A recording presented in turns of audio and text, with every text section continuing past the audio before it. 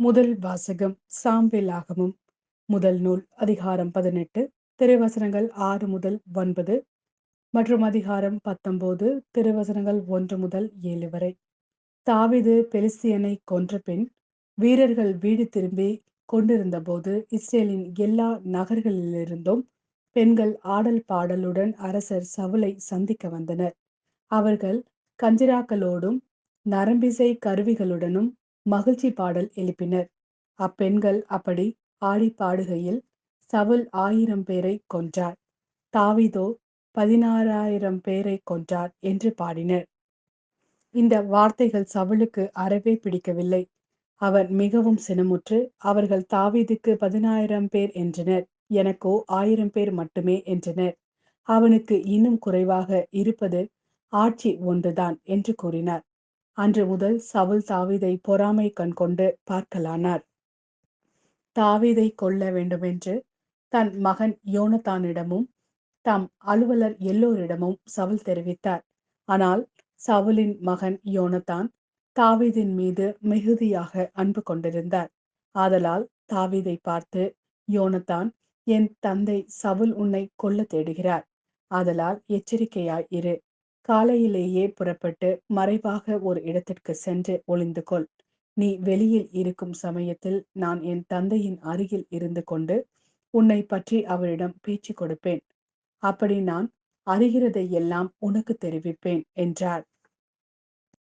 யோனத்தான் தாவீதை பற்றி தம் தந்தை சவுலிடம் நல்ல விதமாக பேசி, அரசர் தம் அடியான் தாவீதின் பொருட்டு பாவம் செய்ய வேண்டாம், ஏனெனில் அவன் உமக்கு தீங்கு எதுவும் செய்ததில்லை. மேலும் அவனுடைய செயல்கள் அரசில் மிகவும் பயனுடையதாய் இருந்தது. அவன் தன் உயிரை ஒரு பொருட்டாய் எண்ணாது அப்பெலிஸ்தியனை கொன்றான். ஆதலால் ஆண்டவர் இஸ்ரேலர் எல்லோருக்கும் பெரும் வெற்றியை அளித்தார்.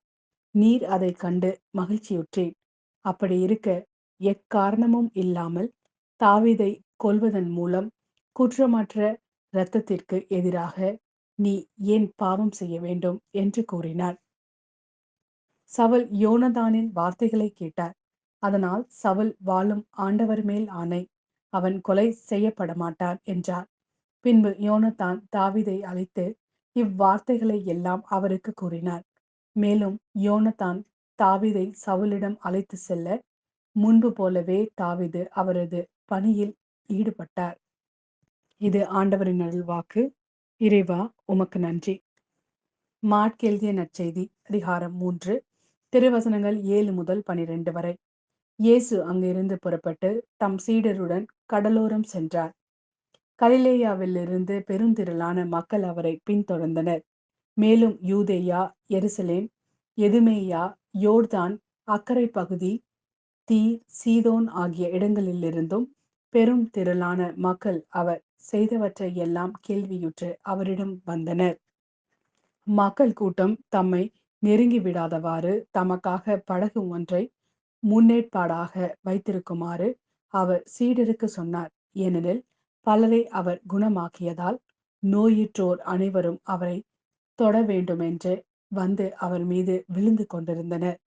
தீய ஆவிகளும் அவரை கண்டபோதே அவர் முன் விழுந்து, இறைமகன் நீரே என்று கத்தின. அவரோ தம்மை வெளிப்படுத்த வேண்டாம் என்று அவற்றிடம் மிக கண்டிப்பாய் சொன்னார்.